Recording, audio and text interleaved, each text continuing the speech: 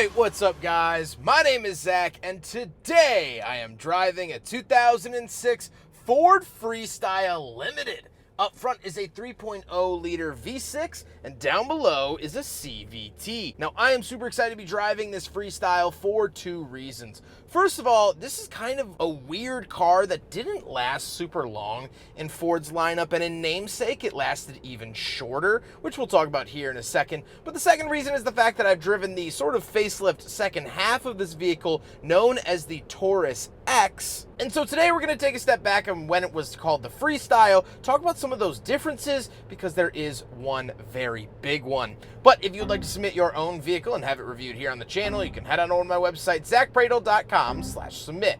It's a quick and easy submission form. It takes under a minute to fill out, and I come out to you. And if you'd like to see all my videos weeks or sometimes months in advance, you can head on over to my Patreon for only $5 a month. But let's get back to that 3-liter Duratec V6 under the hood. Well, that's a pretty well-known and pretty durable engine from Ford. Not only did we see it in vehicles like this, the Ford Taurus got it, but we also saw it in the Mazda 6. Vehicles of that nature, and so this is actually a pretty strong engine. It makes good power, and I've always liked it. However, paired to it is a CVT, meaning continuously variable transmission. CVTs are becoming more common here in 2025, but back in the 2000s, they were still very experimental. And this experiment, like most other CVT experiments, did not go well. These transmissions are unreliable, to say the absolute least. They have tons and tons of problems, so much so that that is the big change that they made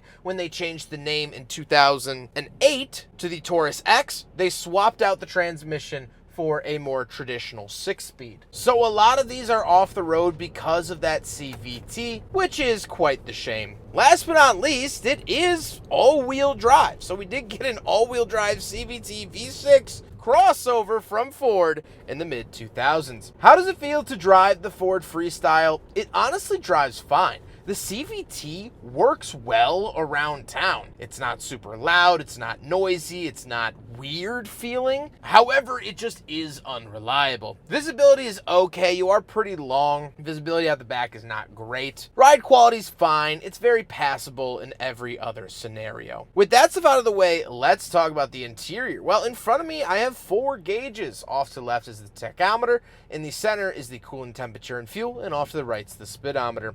On the steering wheel, we do have buttons on the left for our cruise control, and off to the right is our volume, seek track, media, and mute, as well as info and reset. And off to the left, we have a climate control vent, headlight switch, gauge dimmer switch, and our pedal adjustments. I've always loved that Ford does this. Moving on to the door, up at the tippy top, we do have our power mirror adjustments. We have the latch to get in and out with the memory seat options, and then down below, we have the lock and unlock and power windows. Moving into the center, we do get a big cubby up at the very top, 2 climate vents, and a touchscreen radio, which does have navigation and things like that. We get dual zone climate, actually really tri-zone climate, because you also have rear controls, heated seats, a 12-volt outlet, traction control, and our rear parking sensors on and off. A little cubby, shifter off to the left, and then cup holders off to the right. So we will do a big friggin' bottle test here in the Ford Freestyle. However, somewhat predictably, it fails.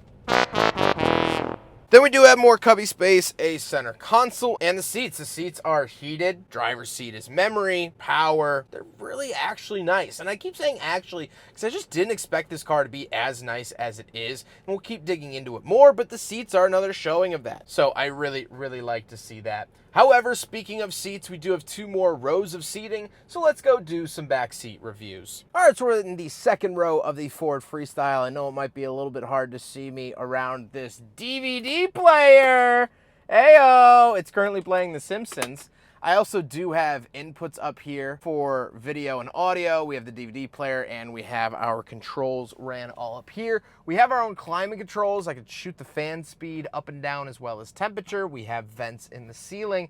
Things that you would find in more of a full-size either van or like a Tahoe and Suburban, you got here in the Freestyle, which was very nice. This had a lot smaller of a footprint while still having these nice family-oriented features. Nothing really too crazy otherwise. We do have fold-down cup holders, and we have climate vents back here. but that's pretty much it. I fit fine. I'm not super happy back here.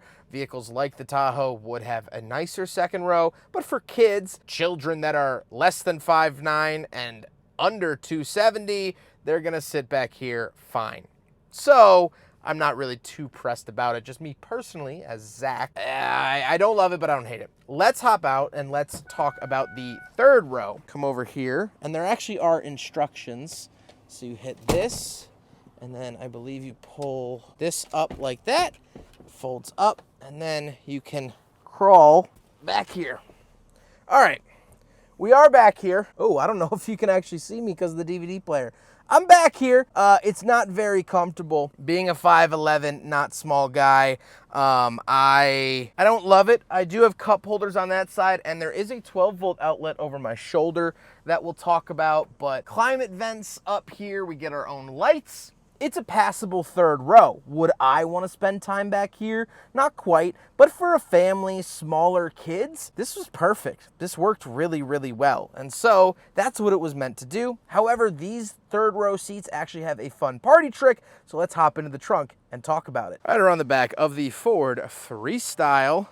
Gonna do our own thing as the Freestyle intended, and we do get plenty of cargo space. Not only do you have this space down here, that's that 12-volt outlet I just mentioned in the back seat. You also have cubby space over here, but these seats do fold down. So I'm gonna try to do it one-handed.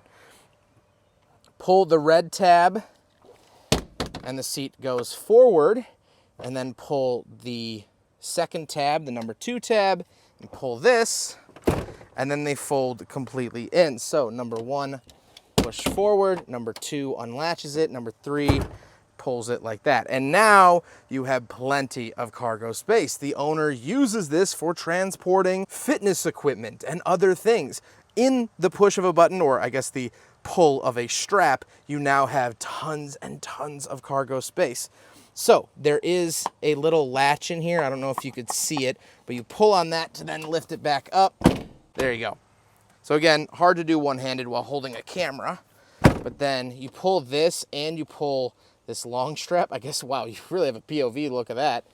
There you go. And now they're back up. So really, really cool, really utilitarian, which is great to see. Makes this a super usable vehicle. No power lift gate or anything like that, a little bit before that time, but that's okay. Now we got to talk about the looks, and I do like the look of the Ford Freestyle. I think it was a little bit ahead of its time. I think it's interesting. And you could clearly see how this later led to the Ford Flex. It's kind of a station wagon E. This vehicle was actually designed to replace the Ford Taurus station wagon. Because the next generation Taurus didn't get a wagon, they designed it to be its own vehicle. And when you look at it like that, you get more space than the Taurus. You have more ground clearance than the Taurus, which is all very, very nice to see. With all of that being said, let's get on to my final thoughts. What do I think driving the Ford Freestyle? Well, I have to say I am happily impressed with most of this vehicle. The interior is actually pretty nice for what it is. I like the wood accent. I like how simple it is. It's very straightforward. It's nice to see a gauge cluster that's easy to read. Here in 2025, that is not a given. The 3 rows are very usable. I love that flip down rear seat for added storage. It can be a cargo van when you want it to be. It can be the family hauler when you want it to be. The Achilles heel of this car is just that transmission. The CVT is less trustworthy than a fortune teller machine down by the bay. I also do think that this car was kind of ahead of its time, just in terms of like the crossover craze. A vehicle I feel similarly about is the Honda Cross Tour, but that car had a nice V6, a nice transmission, and I didn't have to worry about it, where I do have to walk on pins and needles with a car like this. No matter the interior, no matter how impressed I am with the interior, I have to drive it with 2 hands on the wheel and my third eye keeping lookout. I don't know when that CVT is going to go. The owner said if he revs it above 2,000 RPM, it'll go into limp mode. So that's why the intro rev clip was so quiet. This car is a great parent, but it's a parent you might have to walk on pins and needles around because they might blow up randomly. They might have a temper. They might get upset for nearly no reason. That's how I feel around this. 99% of my experience with this Ford Freestyle has been fantastic and wonderful.